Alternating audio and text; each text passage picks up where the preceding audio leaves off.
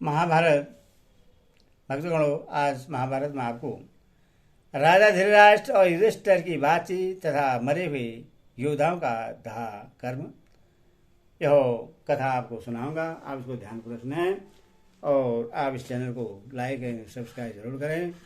भगवान आपका कल्याण करेंगे।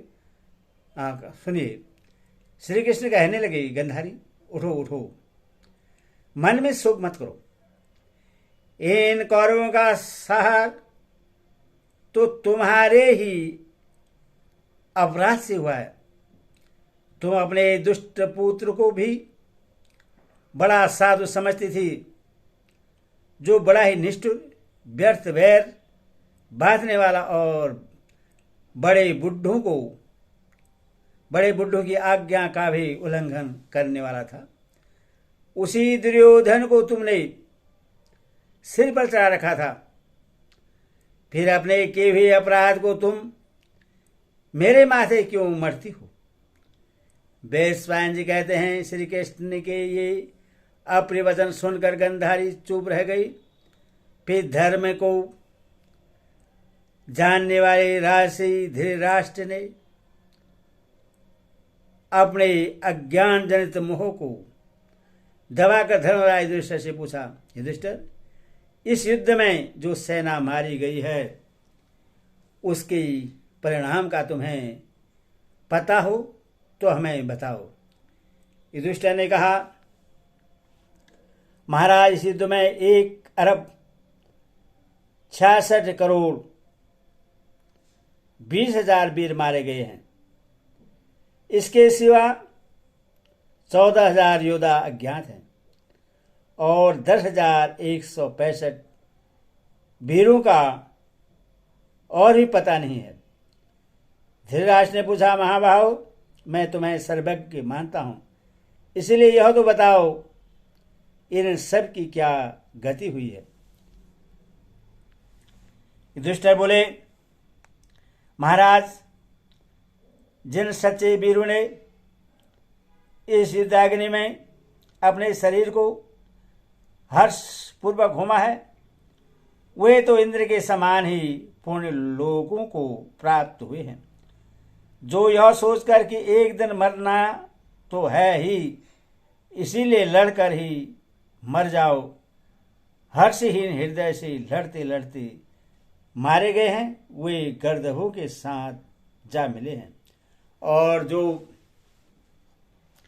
संग्राम भूमि में रहते हुए भी प्राणों की भिक्षा मांगते या युद्ध से भागते हुए शस्त्र के द्वारा मारे गए हैं, वे यक्षों के लोक में गए हैं। किंतु जिन महापुरुषों को शत्रुओं ने गिरा दिया था, जिनके पास युद्ध करने का कोई साधन भी नहीं रहा था, जो शास्त्रहीन हो गए थे और बहुत लज्जित होने पर भी जिन्होंने शत्रु के सामने पीठ नहीं दिखाया, इस प्रकार छात्र धर्म का पालन करते हुए जो तीखे शस्त्र से छिन्न भिन्न हो गए थे, वे तो ब्रह्मलोक को ही गए हैं। इस विषय में मुझे तनिक भी संदेह नहीं है। इनके सिवा जो लोग किसी प्रकार इस युद्ध भूमि के भीतर मार दिए गए हैं, वे उत्तर कुरु देश में जन्म लेंगे।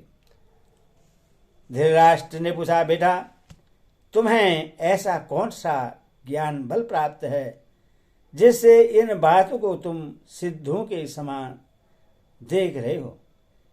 यदि मेरे सुनने योग्य हो तो मुझे बताओ। युधिष्ठिर बोले, पिछले दिनों में आपकी आज्ञा से वन में विचरते समय जब मैं तीर्थ यात्रा कर रहा था, उस समय मुझे देवर्षि लोमश जी के दर्शन हुए थे। उन्होंने मुझे यह अनुस्मृति प्राप्त हुई थी और उससे भी पहले ज्ञान योग के प्रभाव से मुझे दिव्य दृष्टि प्राप्त हो गई थी। धृतराष्ट्र ने कहा, युधिष्ठिर, यहाँ जो अनेकों अनाथ और सनाथ योद्धा मरे पड़े हैं, क्या उनके शरीरों का तुम विधिवत दाह करा दोगे? इनमें अनेकों ऐसे होंगे जो न तो अग्निहोत्र होते रहे होंगे और न उनका सत्कार करने वाला ही कोई होगा। भैया, यहाँ तो बहुतों के अंत्येष्टि कर्म करने हैं, हम किसका करें। राजा धृतराष्ट्र के ऐसा कहने पर कुंती नंदन युधिष्ठिर ने कौरवों के पुरोहित सुधर्मा और अपने पुरोहित धौम्य को तथा संजय, विदुर, युधिष्ठिर, इंद्रसेन आदि सेवक और सब सारथियों को आज्ञा दी कि आप लोग विधिपूर्वक इन सभी के प्रेत कर्म कराइए, जिससे कोई भी शरीर अनाथ की तरह नष्ट न हो। धर्मराज की आज्ञा पाते ही ये सब लोग चंदन, अगर, काष्ठ, घी, तेल, सुगंधित द्रव्य और रेशमी वस्त्र आदि सब सामग्री जुटाने में लग गए। उन्होंने टूटे फूटे रथ और तरह तरह के शस्त्रों के ढेर लगा दिए। फिर बड़ी तत्परता से चिताएं तैयार कर उन पर मुख्य मुख्य राजाओं के शव रखकर शास्त्र विधि से उनका दाहकर्म कराया। राजा दुर्योधन, उसके 99 भाई राजा शल्य, सल, भूरिश्रवा, जयद्रथ, अभिमन्यु, दुशासन के पुत्र लक्ष्मण, धृष्टकेतु, बृहद, सोमदत्त, सैकड़ों षडजयवी राजा सेम धनुआ, विराट, द्रुपद, श्रीखंडी, धृष्टद्युम्न, युधामन्यु,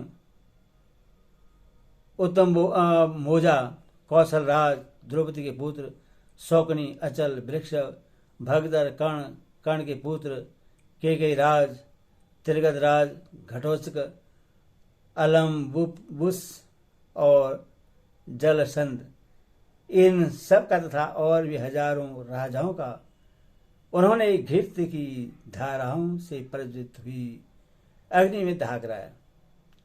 किन्हीं किन्हीं के लिए श्राद्ध कर्म भी कराए गए, किन्हीं के लिए सामगान कराया गया और किन्हीं के लिए उनके संबंधियों को बहुत शोक भी हुआ।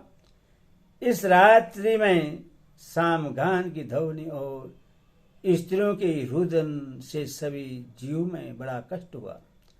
इसके बाद वहां अनेकों देशों से आए हुए जो अनाथ लोग मारे गए थे, उन सब के हजारों ढेरियां कराकर उन्हें विदुर जी ने घी में भीगी हुई लकड़ियों से जलवा दिया।